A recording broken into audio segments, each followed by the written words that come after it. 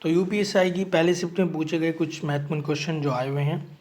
पहला क्वेश्चन आया है आपका, परमानंद कटारा केस का संबंध किससे है? उसका संबंध है आपका चिकित्सा सहायता पाने का अधिकार है हमारे सबके पास। तो ये 1989 का केस है। दूसरा क्वेश्चन आया कि आर्टिकल 15(4) का संबंध किससे है? इसका संबंध है ओबीसी ST SC के लिए स्पेशल प्रोविज़न बनाना।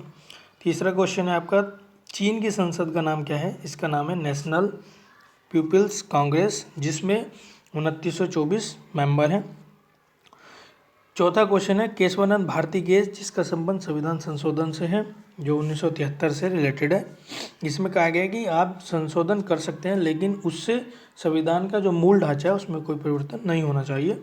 एक वर्ष समिति का संबंध आपका रेलवे के बजट से है। एक आम बजट, एक रेलवे बजट से संबंध है। ये 1924 को आया था। अंतर्राष्ट्रीय मोटा अनाज दिवस कब घोषित किया गया है? ये किया है आपका 2023 को, अंतर्राष्ट्रीय मोटा अनाज दिवस।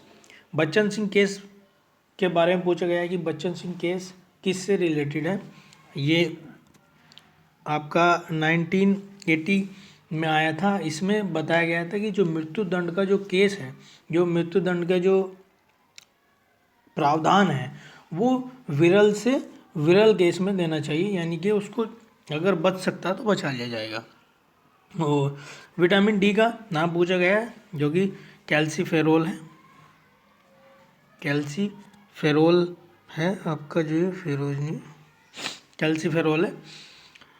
अगला क्वेश्चन पूछा है सरला मुदगल बनाम भारत संघ का केस क्या है? ये 1995 का है। इसमें क्या बताया गया है कि सुप्रीम कोर्ट ने कहा था कि जो हिंदू मैरिज एक्ट है जो 1955 है, उसके तहत अगर कोई शादी आपने की है और आपने धर्म परिवर्तन कर लिया, आप इस्लाम धर्म में चले गए, तो वहाँ पे अगर आप कोई शादी कर रहे हैं तो वो शादी मानी नहीं जाएगी जब तक कि आपकी पहली शादी कानूनन रद्द ना की गई हो। इसके बाद आता है आपका गोलकनाथ बनाम केस। गोलकनाथ का केस क्या है? इसमें है आपका मौलिक अधिकारों पर रोक लगाने से। इसमें सुप्रीम कोर्ट ने कहा था कि संसद आपके किसी भी मौलिक अधिकार पर रोक नहीं लगा सकती। अगला क्वेश्चन है बालाजी राघवन केस, जो कि आया था आपका 15 दिसंबर 1995 में। बलवंत राय मेहता समिति, बलवंत राय मेहता समिति के बारे में जानते हैं आप? ये आपका स्थानीय शासन के बारे में है और ये 1956 में आई थी। अगला क्वेश्चन आया पहला जेंडर पार्क कहाँ है? जो कि केरल में है आपका पहला जेंडर पार्क। महाभियोग कौन से आर्टिकल में? ये 61 में है आपका। जनगणना की सूची का विषय पूछा गया है कि किस सूची में आती है? ये आपके संघ सूची में आती है। एक क्वेश्चन पूछा गया है कि अकबरनामा के कितने भाग हैं? जिसको